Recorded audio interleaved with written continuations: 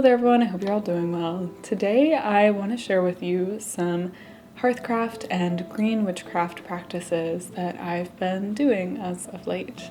It's summertime here and I don't know about you, but my practice is very heavily reliant on the seasons. It shifts and changes as the weather and warmth changes.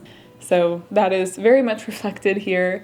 I found there's a lot more power for me working with plants that are in current abundance. It allows the energy to align within my home, within my spells, and within all that that's kind of going on and is awake in nature. Something I have talked about many times on this channel. So with that in mind, there are 3 practices that I am really looking forward to showing you today, and a couple of little other notes that go along with each of them.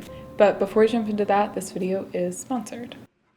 Thank you to Native for sponsoring today's video. Native makes daily staples like deodorant, body wash, lotion, toothpaste, hair care, and skincare. Among so many other things that make them great, they're clean, vegan, and cruelty-free. Personally, it's really important to me to try to make sustainable choices where I can, so I'm particularly fond of their plastic-free deodorants that help me to reduce that area of single-use plastics in my life. Besides, you're not giving up anything by making this more sustainable switch. Not only is their plastic-free deodorant earth-friendly, it uses the same formula as their regular deodorant, just with more sustainable packaging. It's also a proud partner of 1% for the Planet, and with their recyclable packaging, you save 37 grams of single-use plastic when you purchase Native's plastic-free deodorant instead of the classic packaging. And it's made with FSC certified paper. So not only are you doing your part to help the planet, but it's also a great deodorant. It provides up to 72 hours of odor protection. It's aluminum free and paraben free,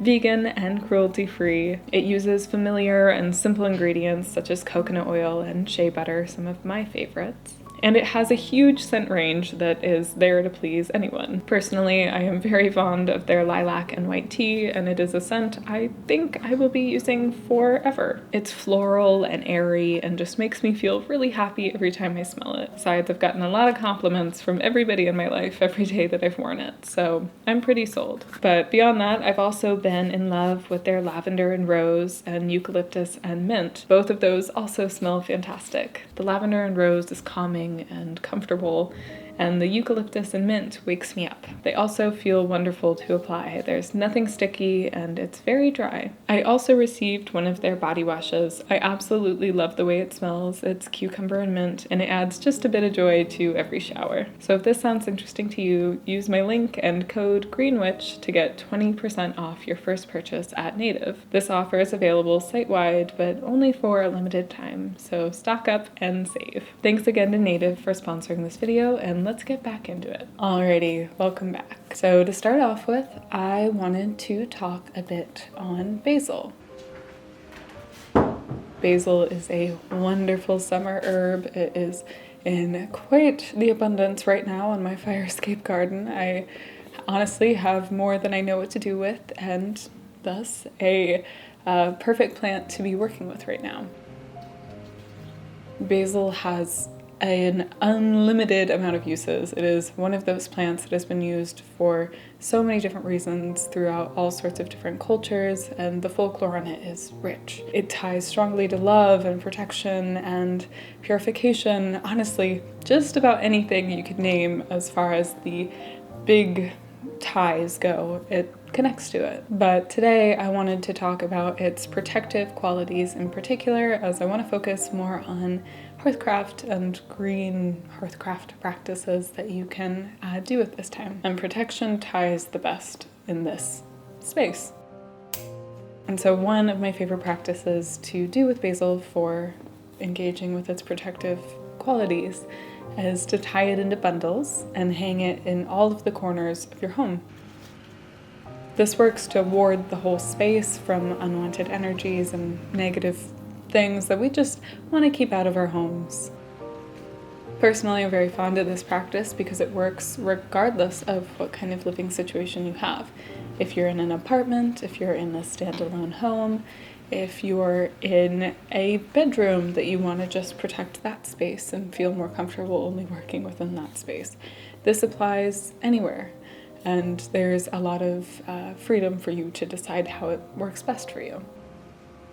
In a similar vein, you can work with basil by creating an infusion or an oil with it, and using this to anoint the corners or the thresholds for protection. And similarly still, you can plant basil, if you have a yard, at the four corners of your yard to protect the entire space. So all in all, there's a lot of different ways to interpret this practice, but it all stems from hanging the bundles in corners. This is a practice I've followed for a long time now, and it's something I like to refresh every summer whenever the basil is in great abundance, as it is now.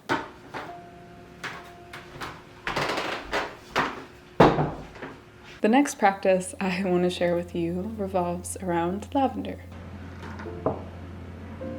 Lavender is such a wildly beloved herb among so many practitioners. It has so many uses. Personally, I value it so much for its healing, calm, and anti-anxiety properties. It also brings a lot of happiness. I find this to be invaluable, and I work it into a great many spells for this purpose. But another area that lavender excels is in purification. Traditionally, it has been tied into burning bundles in the same way you'd maybe work with cedar or with pine or rosemary. Those are a couple of my favorite ones to bundle, but lavender can be worked with in the same fashion.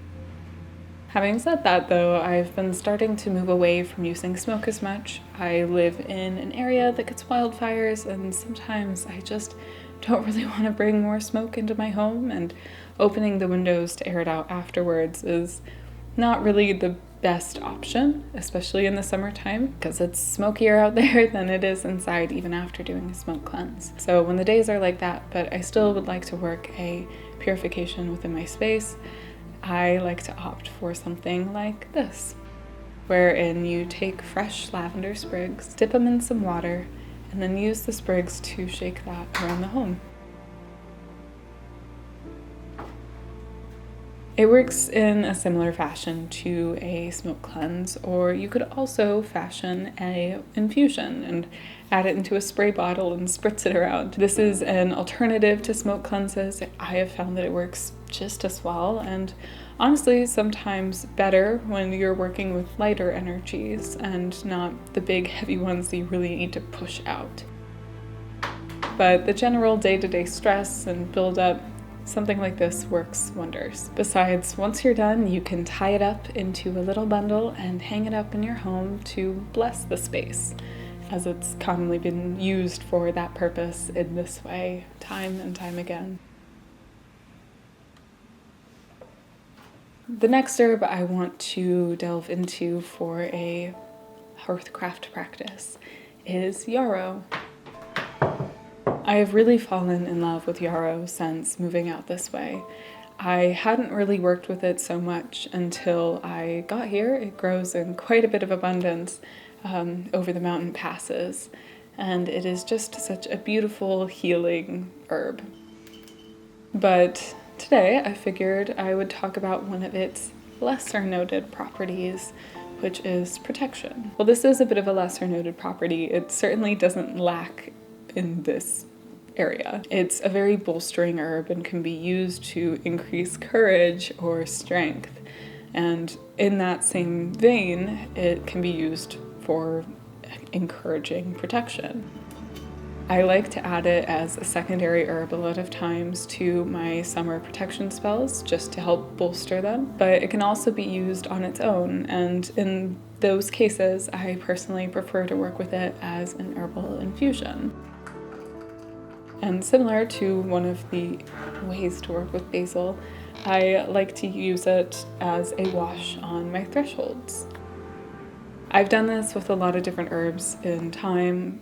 Chamomile has traditionally been my go-to, but I have been trying to mix it up a little bit and branch out some, and I've been really in love with yarrow. It works wonders. It makes the space feel incredible, and it's been a real joy to get to know the plant and work with it in this way.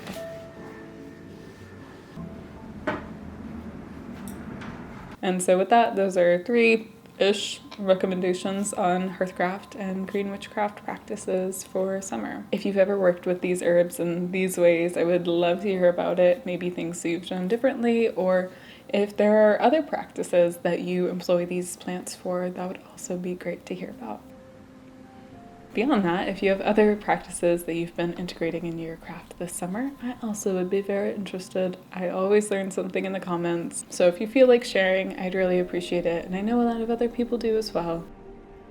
So thank you so much for watching. If you can and would like to, I'd really appreciate it if you checked out my Patreon. There I share art, herbal profiles, book recommendations, and monthly workshops on topics that you all choose. Beyond that, I also have another channel where I share more witchcraft and herbalism and all those fun things. So if either of those sound interesting to you, they will both be linked in the description down below. Thanks again for watching. I hope you're having a lovely day, and I can't wait to see you again soon.